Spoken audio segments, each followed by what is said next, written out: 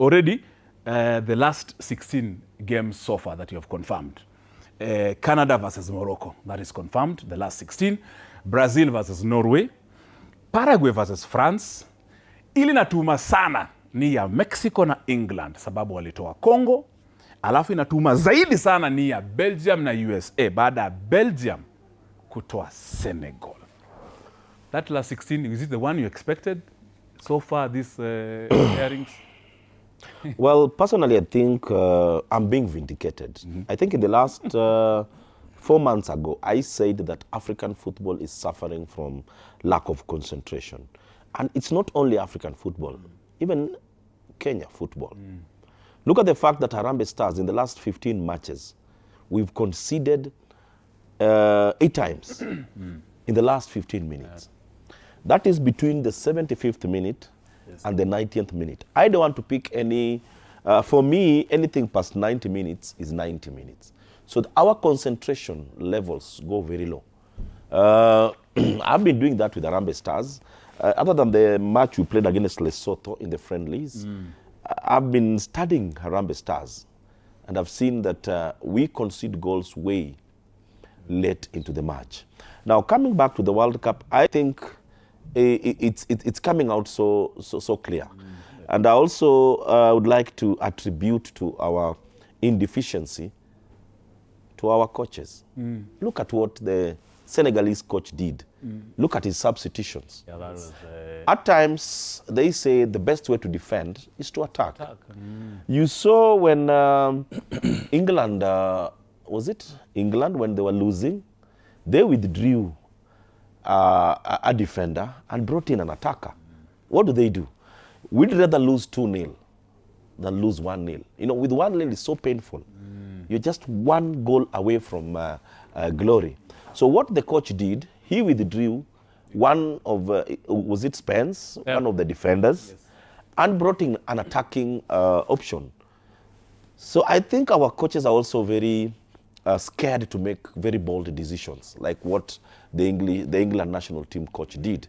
And we've suffered in the Senegalese match, in the Congolese match also, the same thing. Blunders where you need to make substitutions to add more strength. You decide to sit back. And when you sit back, more so with the European teams, they will strike. And that's what happened. And of course, Namiso, I'm looking at a very critical officiating decision, especially in that game, if I'm not wrong, the game, was it Senegal versus Belgium? Ama was it DR Congo, where they awarded a penalty to, was it DR Congo? I'm confused. Was it DR Congo against Senegal? It was Senegal. Senegal. Yes. Yes, that, as in, it was the most, as in, debate can be around that particular officiating. And we've seen a lot of officiating concerns. I don't know, kumukele Hurricane pia. Hurricane also, apparently the referee said he has dived in that particular claim where England were claiming that he had been brought down by Mpasi in the box, but the referee says he had dived. The referee didn't give a yellow card. Do you think officiating, Namiso, in a Lemea African teams, or is it that African teams are just not taking, I mean, they're not finishing their games mapema, and what are the decisions zikikuwa mbaya, we are still at least have a good score? Because we cannot depend on the referee, because it looks like the referees are skewed, in my own opinion. With how it's going, I think we need to take the blames as African teams. In the beginning of the matches, we are very strong. We're coming out very strongly. We are holding off those teams. But then something happens, and then like Senegal's game yesterday, I don't know what happened in between. 2-0. The 18th, then the last 18th minute. Exactly, they had managed to hold these guys up until that particular minute. So we cannot entirely put it on officiating. I feel like the officiating is not, the decision is not entirely on the referees, because we have the VARs there, we have people in the back room who are also watching.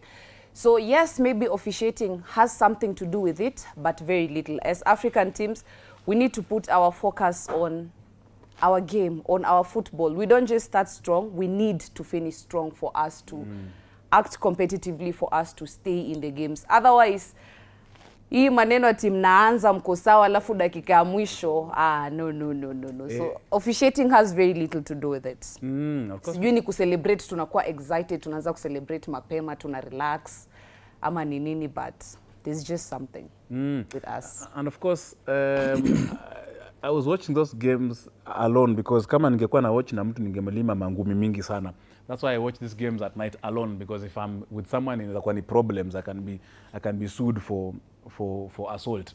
But Dennis, Madheka, look at the way watu wa DR Congo walianza game yao. Fiti kabisa. Mpaka tukajua tu leo tu England tunawao chinja, leo tunawamaliza. Yani we are looking for, in fact mpaka hata commentator akasema the last time England actually made a comeback after being beaten was I think in the 1960s. Ama hata hawajaifanya hata comeback in a World Cup game. Jana Sebastian Desabre alifanya nini? Wakatoa Chipenga. Vaje tu Arocho anasema as in kina Chipenga alikuwa ni lafiti tu kwa hiyo game, very offensive player, alikuwa anasumbua pale dribbling fiti. Sijui kama alitolewa sababu ya injury ama alikuwa anaweka defensive nini. Ati mimi tu hapa nimesikuelewa. Ule ukweli ni kwamba timu zetu za Afrika zina mshtuko wakati zinacheza kama ile hatua ya 32 best. Sababu ukiangalia mimi sielewi kulitokea nini. Nilikuwa tu kwa nyumba peke yangu nikajipata nimejipima na kile kidude cha nini game ya Senegal, nimejipima na kile kidude cha pressure. Pressure iko 182. Imepanda. Sababu nimetoka kuumia game ya DRC. Ukajua tu Walikuwa wamehold England vizuri sana. Mpaka hizo 3 Lions hata usioni mahali. Wanajiita 3 Lions. Lakini sasa shida iliyo kubwa ilikuwa ni wakati sisi wa Afrika wale wanaposawazisha ikakuwa 1-1. Kocha alipofanya changes, substitutions, mimi tayari hata niliingia katika grupu yetu ya Sports Extravaganza nikawaambia sasa ndio wameharibu. Niliandika tu hivyo, ndio wameharibu. Sababu angewaacha wale players walikuwa pale ndani. Yes, kama vile Arocho amesema, angeangalia tu akafanya sabu ambazo zinaeleweka. Si sabu tu kwa umefungwa wewe tu ufanye sabu. Na jamaa sasa hiyo washachukua ile game wameweka kwa moyo, unakutani wanaenda nayo vizuri, wameizoea, wanajua ile impact iko pale ndani. So venye hizo sabu zilifanywa ndio ilisababisha tu ikakuwa rahisi sana kufungwa. Na nikiangalia upande mwingine Senegali na Belgium. Ukiangalia pia Senegali pia naona pia ni kama biashara, wakati mwingine umesema ni kama Senegal wako biashara. Sababu ukiangalia jana Senegali wamefika mahali hata wakapata England walipata penalty. Sijui ni England. Kama sijakosea England walipata penalty dakika za mwisho. Ilikuwa mechi ya pili. Ndio Belgium walipata penalty. Belgium, yes, not England. Belgium. Yes, nilikuwa naongea kuhusu Senegal na Belgium, yes. Belgium walipata ile penalty. Na ukiangalia mimi kulingana na mimi kiangalia ile penalty na uangalia ile red card ya USA. Yeah? Hizo vitu naona zilikuwa sawa. Na nikiangalia kwa upande mwingine pia favoritism iko. Sababu mimi ile ya Senegal kwa upande mwingine ule jamaa akiangusha ule mwenzake hata hakujua kama kuna mwenzake hapa nyuma. Alikuwa ameona ball na ana clear ball. Na hakujua kama nyuma yake kuna mtu. Mimi maoni yangu ilikuwa kwanza yeye ndo aligonga mchezaji wa Senegal. Kwa hivyo sasa ni hivyo vile imefanywa hivyo. And of course nakumbuka pia kulikuwa na hiyo game tutaangalia baadaye, najua ile ya USA ule mchezaji wao Arocho ule mchezaji wao anaitwa Balogun ambaye alikula red card baada ya kumkanyaga nani alikanyaga one of the Bosnia players on the ankle, akakula straight red. Mimi najaribu, alafu nikakumbuka kulikuwa na ya Messi hata ilikuwa even worse, na Messi alibaki kwa uwanja. Ndio mimi nasema officiating Arocho, mimi mtanisame ya hii game zimekuwa ni nini before hata tuangalie mambo. Mimi tutapishana na nyinyi. I think we Africans are suffering from inferiority complex. Nitapishana na nyinyi kabisa. Hakuna kitu kama hiyo. Let's start with the first match.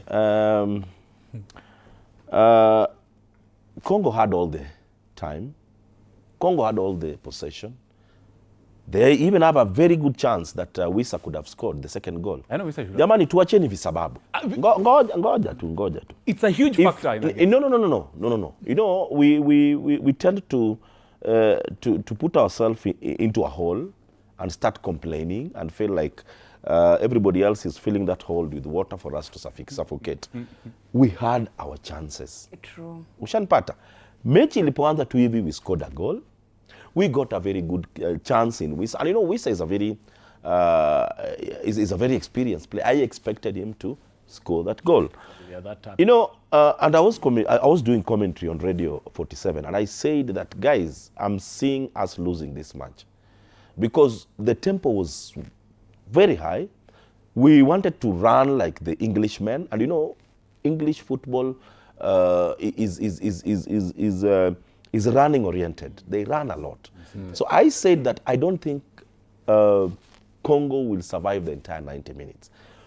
You know, football is science, and you need to know the science of your team. What do I mean? If sisi tunajua fit sana we cannot run for 90 minutes, then we should segment that game na vile tungetaka tucheze. You understand? The first 30 minutes, high octane. The second 30 minutes, we cool down. Then perhaps the last 30 minutes, we push. We must have a system or some sort of a strategy for that match. But sisi hatukuwa na strategy. You walk into a pitch and you expect everything to work. Ukiangalia, there's a time that England cooled down the tempo. The moment they brought in Bukayo Saka, wakapeleka tempo chini. Because they knew very well they cannot survive 90 minutes running around. But once again, it's mistakes, and I hope that we learn from our mistakes. The only problem with African teams, what we did in 2002 is exactly what the mistakes we did in 2002 are the exact mistakes we are still doing this year. We need to learn and move on. I talked about Harambee Stars. I don't think anybody has noticed within the technical team of Harambee Stars that in the last 15 or so matches, we are conceding goals in the last 15 minutes.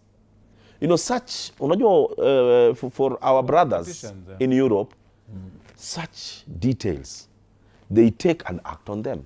Sisi, we don't act. Sit another complaint referee. Hey, there's a ball, unasema, when Ken alipelekwa chini.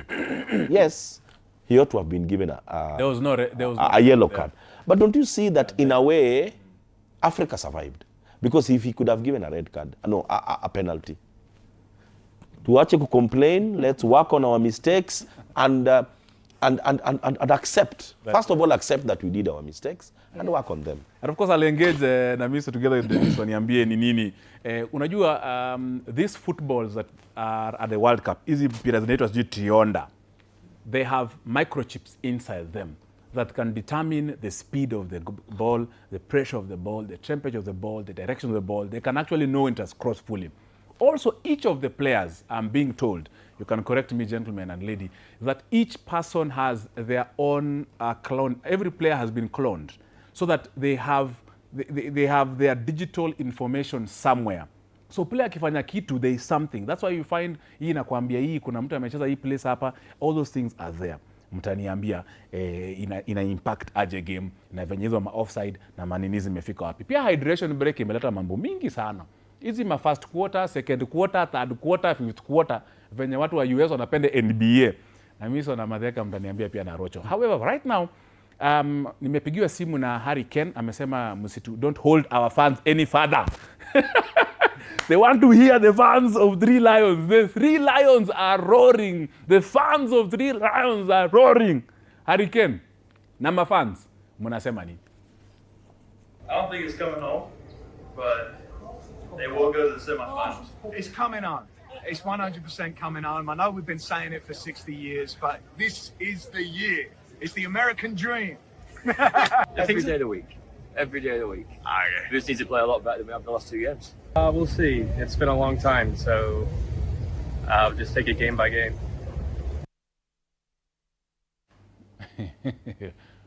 utanipanga hivyo kama nini kama Hurricane. This is of course World Cup Extra. You can be part of this.